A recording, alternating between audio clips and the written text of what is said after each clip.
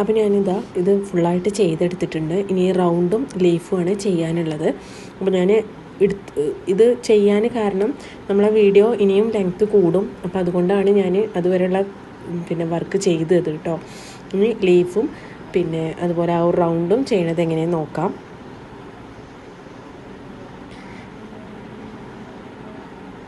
അതുപോലെ റൗണ്ടിൻ്റെ ഉള്ളിലും ഞാൻ ചെയിൻ സ്റ്റിച്ച്, ഈ ഒരു റണ്ണിങ് സ്റ്റിച്ച് തന്നെ, ചെയിൻ സ്റ്റിച്ച് അല്ല, റണ്ണിങ് സ്റ്റിച്ച് തന്നെ ചെയ്തിട്ടുണ്ട്. ഉള്ളിൽക്കും ചെയ്തിട്ട് അതൊരു ഫ്ലവർ പോലെ തോന്നിക്കാൻ വേണ്ടിയിട്ടാണ് ഞാൻ ഉള്ളിലും റണ്ണിങ് സ്റ്റിച്ച് കൊടുത്തിട്ടുള്ളത് കേട്ടോ.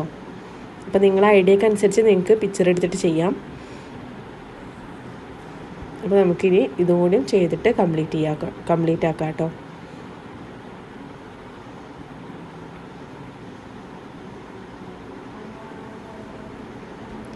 നിങ്ങൾക്കിതുപോലെ നമ്മൾ ഫ്രീ ക്ലാസ്സിൽ തരുന്ന സ്റ്റിച്ചുകൾ നിങ്ങൾക്ക് നിങ്ങൾക്ക് പ്ലെയിൻ ഡ്രസ്സുകൾ ഉണ്ടെന്നുണ്ടെങ്കിൽ, പ്ലെയിൻ ടോപ്പൊക്കെ ഉണ്ടെന്നുണ്ടെങ്കിൽ അതിൽ നിങ്ങൾക്ക് ചെയ്ത് നോക്കാവുന്നതാണ് കേട്ടോ.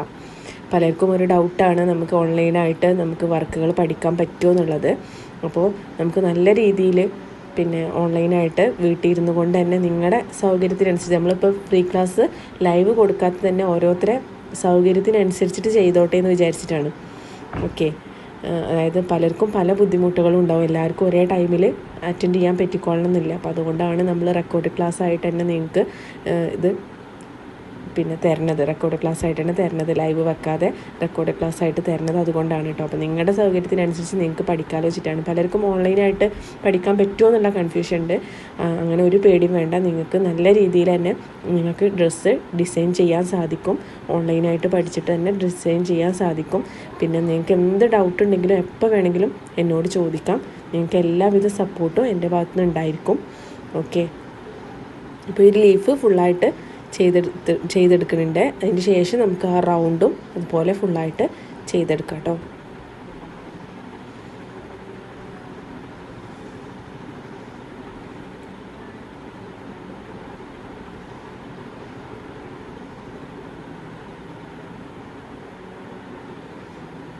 ഇത് കഴിഞ്ഞു അടിയിൽ നമ്മൾ കെട്ടിട്ട് കൊടുക്കുക.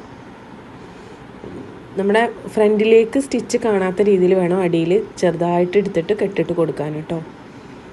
ഇനി ആ ത്രെഡ് കട്ട് ചെയ്ത് കൊടുക്കുക. അതിന് ശേഷം യെല്ലോ വെച്ചിട്ട്, അപ്പോൾ നിങ്ങൾ നല്ല നല്ല കളർ കോംബോ എടുത്തിട്ട് വേണം ചെയ്യാൻ. ഓക്കെ, ഇനി യെല്ലോ കളർ വെച്ചിട്ടാണ് നമ്മൾ ഈ റൗണ്ട് ചെയ്യണത് കേട്ടോ. അപ്പോൾ ഈ ഒരു സ്റ്റിച്ചിൽ ഫുള്ളായിട്ട് നമ്മൾ ബേസിക് ആയിട്ടുള്ള റണ്ണിങ് സ്റ്റിച്ച് തന്നെയാണ് ഉൾപ്പെടുത്തിയിട്ടുള്ളത് കേട്ടോ.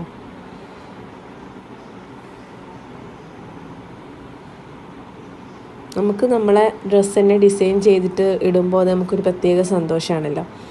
അപ്പോൾ നമുക്ക് ചിലർക്ക് അടിക്കാൻ അറിയുന്നവരായിരിക്കും, പക്ഷേ ഡിസൈൻ ചെയ്യാൻ അറിയാത്തവരായിരിക്കും. അപ്പോൾ നിങ്ങൾക്ക് എന്തായാലും ഈ ഒരു എംബ്രോയിഡറി ക്ലാസ്സിൽ കയറിയിട്ടുണ്ടെങ്കിൽ നിങ്ങൾക്ക് ത്രെഡ് വർക്ക് നല്ല രീതിയിൽ നിങ്ങൾക്ക് ഡ്രസ്സിൽ ത്രെഡ് വർക്ക് ചെയ്യാൻ സാധിക്കും. അത് ഞാൻ നിങ്ങൾക്ക് ഉറപ്പ് തരികയാണ്.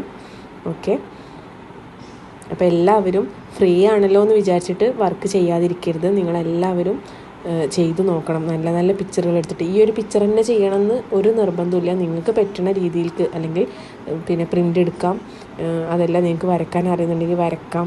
അങ്ങനെ നിങ്ങൾക്ക് പറ്റുന്ന രീതിയിലേക്ക് പിക്ചറുകൾ വരച്ചിട്ട് ഇതുപോലെ നല്ല രീതിയിൽ ചെയ്തിട്ട് നിങ്ങൾ ഫോട്ടോസ് അയക്കണം കേട്ടോ.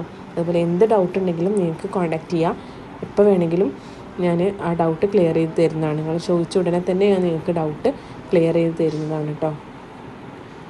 ഓക്കെ,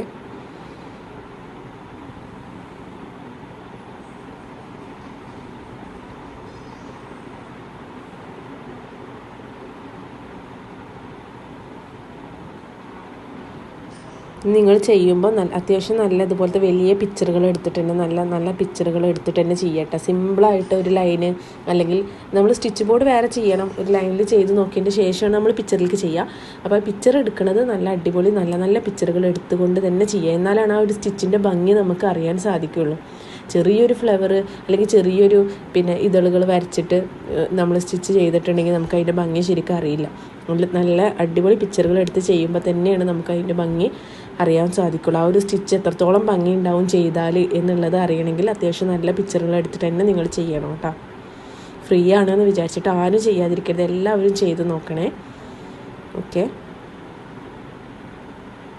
അപ്പോൾ ഇവിടെ കംപ്ലീറ്റ് ആയിട്ടുണ്ട്. അപ്പോൾ ഈ ഒരു പിക്ചറിൻ്റെ ലാസ്റ്റ് ഫൈനലായിട്ടുള്ള ഒരു പിക്ചറിൻ്റെ ഇതാണത്. ഓക്കെ, അപ്പോൾ എല്ലാവരും ചെയ്ത് നോക്കുക. എന്ത് ഡൗട്ട് ഉണ്ടെങ്കിലും ചോദിക്കാം. ഓക്കെ, അപ്പോൾ നമ്മുടെ ഫസ്റ്റ് ക്ലാസ് ഇവിടെ കംപ്ലീറ്റ് ആയിട്ടുണ്ട്. ഇനി നമുക്ക് രണ്ടാമത്തെ ക്ലാസ്സിൽ കാണാം. Okay, thank you.